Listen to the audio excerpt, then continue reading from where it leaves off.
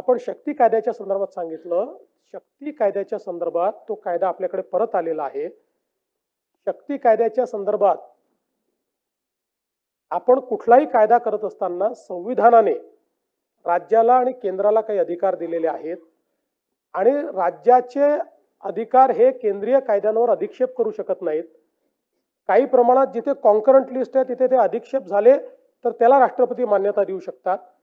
त्या पद्धतीनं आपला जो कायदा आहे हा संविधानाने आपल्याला दिलेल्या अधिकारांचा अधिक्षेप करणारा आहे आणि म्हणून त्यांनी आपल्याला परत केला. आणि आपलाच नाही तर ज्या कायद्याकडे बघून आपण हा कायदा तयार केला तोही कायदा मंजूर होऊ शकला नाही आणि म्हणून आता त्याच्यावर आम्ही वर्किंग करतोय.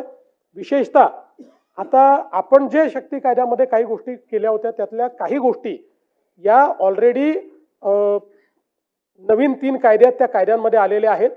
काही गोष्टी अशा आहेत की ज्या सुप्रीम कोर्टाने दिलेल्या रुलिंगमध्ये बसत नाहीत, तर त्या गोष्टी वगळून ज्या गोष्टी राहिलेल्या आहेत त्या गोष्टी आपल्याला कायद्यात कशा आणता येतील याच्यावर आम्ही आता प्रयत्न करतो.